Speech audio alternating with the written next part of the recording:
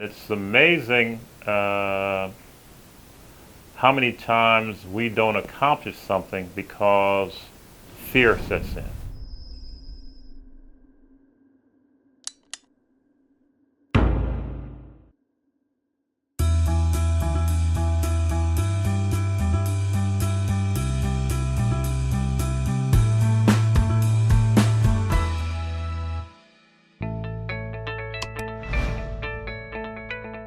I grew up in Indiana, so playing basketball was similar to Kentucky. It's not just a game, it's a way of life.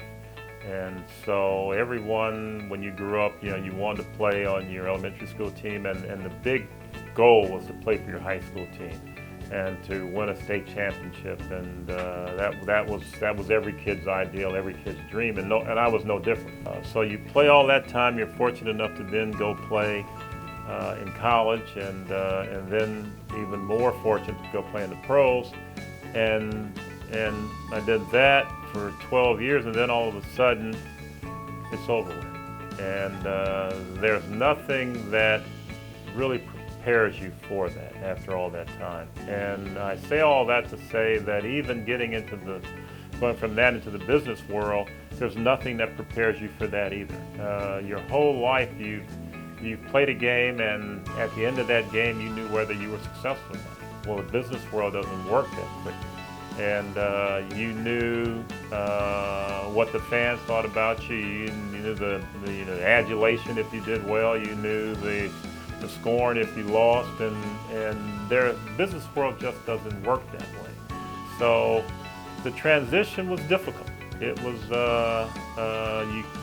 you kind of looking over your shoulder, waiting on the cheers or the boos or whatever it is, and you had to, for me, find that motivation kind of within, and so it was a motivation to, same thing like playing. When you played, you wanted to be the best, and it was the same thing in the business world. Well, now you had to figure out, how do you get that fulfillment? And that was from really just trying to be the best at whatever it was you were doing, trying to be the best at in whatever brand it was, whatever concept it was in the restaurant business. How do you be the best? You had to go out, you had to learn what you didn't know, you had to put in the time, you had to understand that just like in sports, unless you have a one-person shop, you're only going to do so many things or be so successful as a one person. You have to build that team. So there's a lot of going back to the same things, same principles I had learned as a player, and now applying them to the business world, that eventually led to, I think, having some success.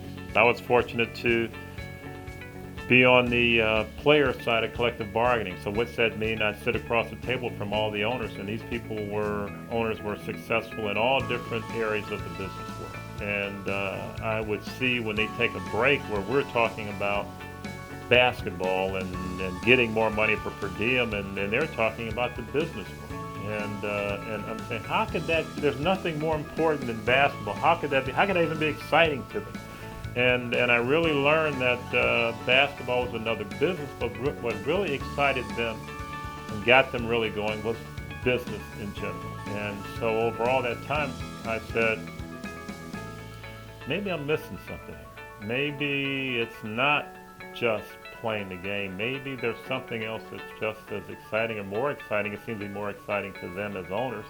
Maybe I need to try and figure out what that is. And so I just had the benefit of all of these years of being in those situations to help you kind of mold where you are today. I don't think that the restaurant business was that thing that was always uppermost in my mind. It was supposed to be that venture I got into while I figured out what I was going to do with the rest of my life. And here we are some 30 years later, and I guess still haven't figured it out yet. When you haven't done something, everyone's going to question whether you have the ability to do it. And it's really funny then when you are able to do something, people, I knew you could do it. Well, yeah, right. But, and it was no different for me. I had played all those years and had a good friend that was a banker. And we had did business with him all during my playing time. And so I thought got to know him, and more so than just a client relationship. But when we started in the business world, I went to him about things I needed to do or things I thought I may need in the company. And it was interesting that all of a sudden now it was like, well, how are you going to be successful? You know,